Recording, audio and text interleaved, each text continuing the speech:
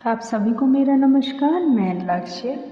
चलिए आज हम पोषण ट्रैकर के नए अपडेट में जो परिवर्तन हुए हैं उनके बारे में जानते हैं। तो उससे जानने के लिए हम एप्लीकेशन को टच करते हैं। टच करने के बाद ये ओपन होता है 14.1। लॉगिन जैसे ही हम करते हैं तो हमें पेज पे कार्यकर्ता का नाम दिखता है, बेनिफिशरीज है, होम विजिट शेड्यूल है, वेरीफाई आधार है, डेली ट्रैकिंग है। नीचे में हम जैसे देखते हैं होम का सिंबल है, फिर AWC स्टेटस है, AWC इंफ्रा है और मोर है।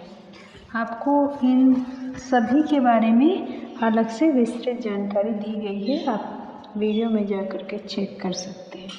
तो चलिए हम पहले आते हैं बेनिफिशरीज पे।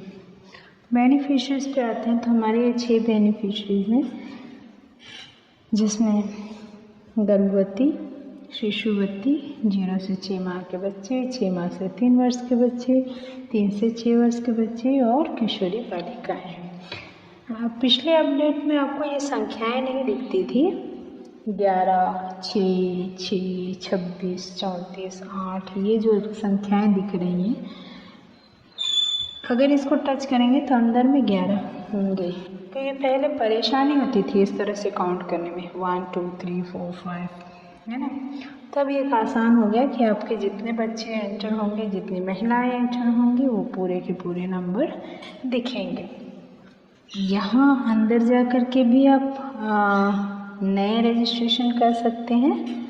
वैसे ही आप सामने में प्लस सिंबल के थ्रू भी कर सकते हैं। देखिए यहाँ आपको हर हितग्राहियों के बटन को टच करना पड़ेगा, लेकिन जब आप प्लस बटन करते हैं तो आप मनचाहे हितग्राहियों को रजिस्टर कर सकते हैं।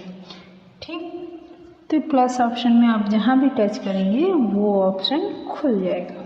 ये तो हमारा पहला चेंज हुआ कि संख्याएं दिख रही हैं।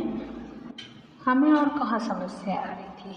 हमें आ रही थी समस्या बच्चों की एंट्री में, जिसके आधार नहीं है वो आधार वेरीफाई नहीं हो पा रहे थे। जैसे हम यहाँ पे आते हैं तो देखिए 0 से 6 की कोई भी बच्चे के आधार वेरीफाई नहीं हो पाए हैं। 6 माह से 3 में देख लेते हैं, इनके पार्शियली कुछ लोगों के हैं आधार, कुछ लोगों के नहीं है। देखिएगा वैसे ही 3 से 6 में जिनके हैं आधार उनके वेरीफाई हो चुके हैं, जिनके नहीं हैं उनके वेरीफाई नहीं हुए हैं, है ना। सूर्य के देखो यहाँ पे इनके हैं आधार तो अपडेट हो चुके हैं, इनके हैं अपडेट एंड वेरीफाई हो चुके हैं। किशोरी बालिकाओं के देखते हैं तो कुछ लोगों के नाम मैच नहीं हो रहे हैं, तो इसलिए वेरीफाई नहीं हो पाए हैं। तो चलिए अब हम ये देखते हैं यहाँ पे क्या चेंज आए हैं। तो शिशुवती में कोई खास परिवर्तन आया है तो हम रजिस्टर में देख लेते हैं। कुछ चेंज आए हैं, नाम, हस्बैंड नेम, आधार नाम, है ना, health ID, date of birth, बाकी कोई चेंज नहीं आए हैं। तो हम यहाँ पे वैसे ही एंटर करेंगे जैसे पहले किया करते थे। वापस आते हैं, लैक्टेटिंग में क्या चेंज आए हैं देख लेते हैं। न्यू रजिस्ट्रेशन में यहाँ भी कोई खास परिवर्तन नहीं आया है। वापस आते हैं हम 0 से 6 माह में, नए रजिस्ट्रेशन करते हैं।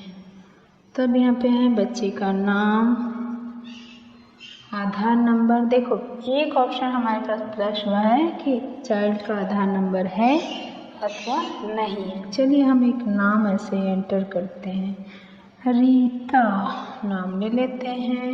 इनका आधार नहीं है, यस। मम्मी का आधार नंबर पूछ रहा है, देखिए तो हमने कहा नहीं भाई, मम्मी का आधार भी नहीं, तो मम्मी का आधार नंबर वाला भी संख्या गायब हो गया। अब किसका आधार चाहिए? आधार नंबर फादर या गार्जियन का, तो हम डालते हैं।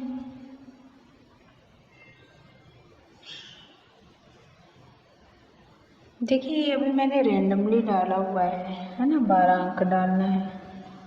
तो ये तभी वेरीफाई होगा जब उनका डेट ऑफ बर्थ मैच करेगा। ठीक है, तो हम ये डेट ऑफ बर्थ चेंज करने के लिए हमने जो डाला 3 का डाल दिया, मान लो ये डाला ओके। जेंडर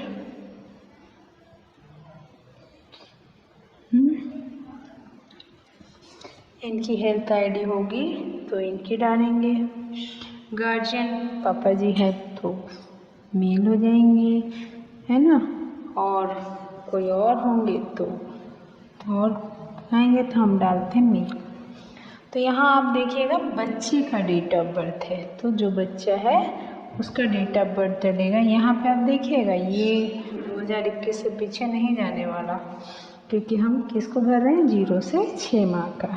तो इनके डेट ऑफ बर्थ हम डाल लेते हैं रैंडमली 20/6/2022। फीमेल,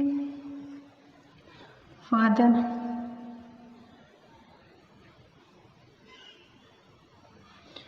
अभी डाल रहे हैं ऐसे ही, है ना।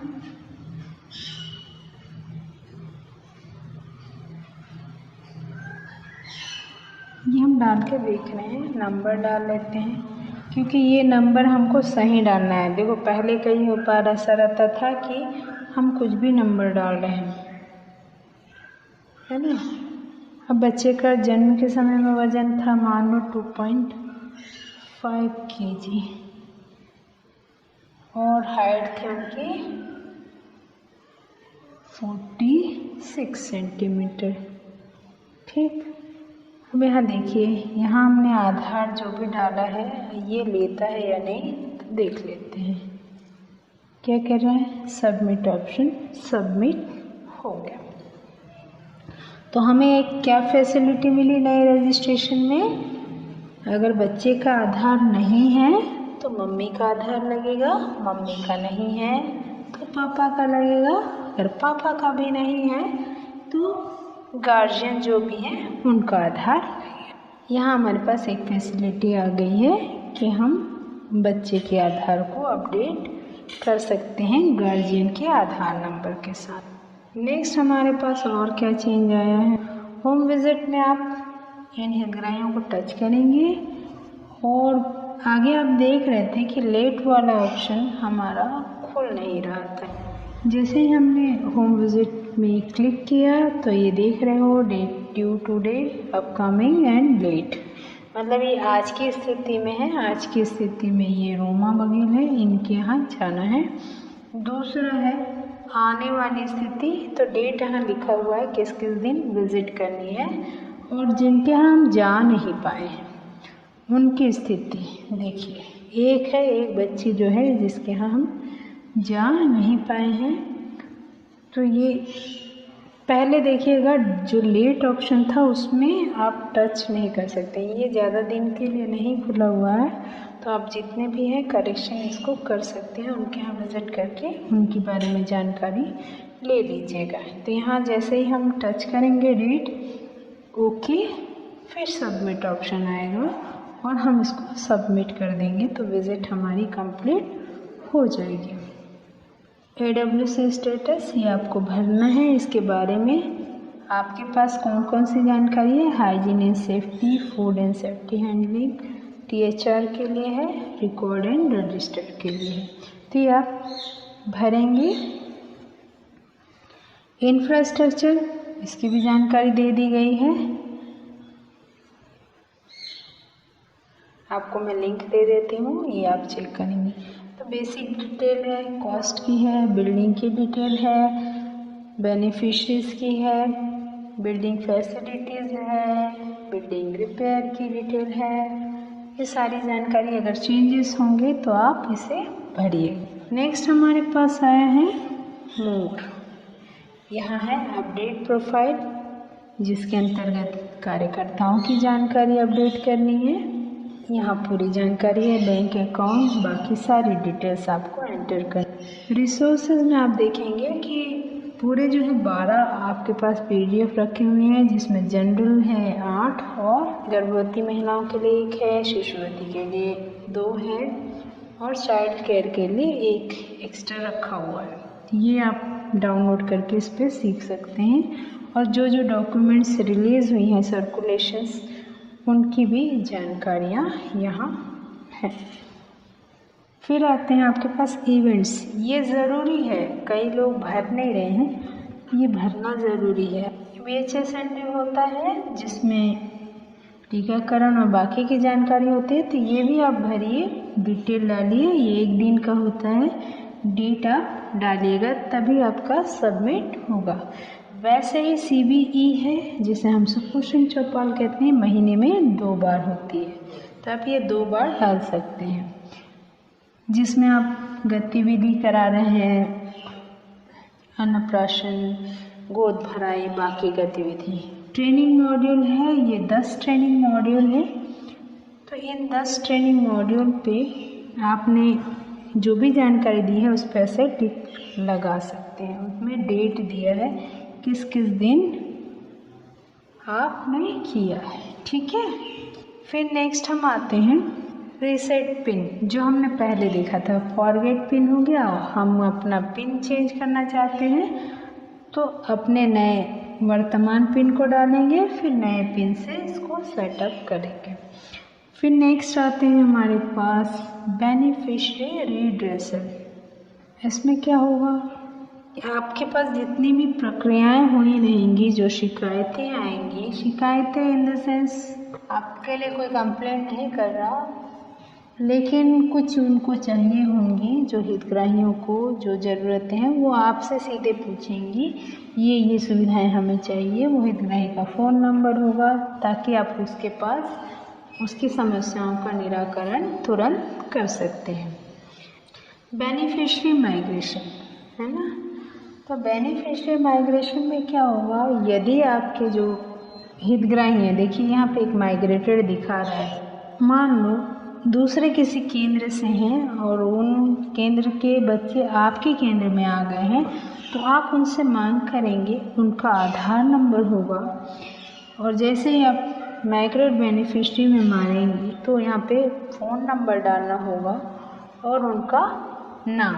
अगर आधार नंबर आप डालेंगे सही तो तुरंत ही उनका माइग्रेशन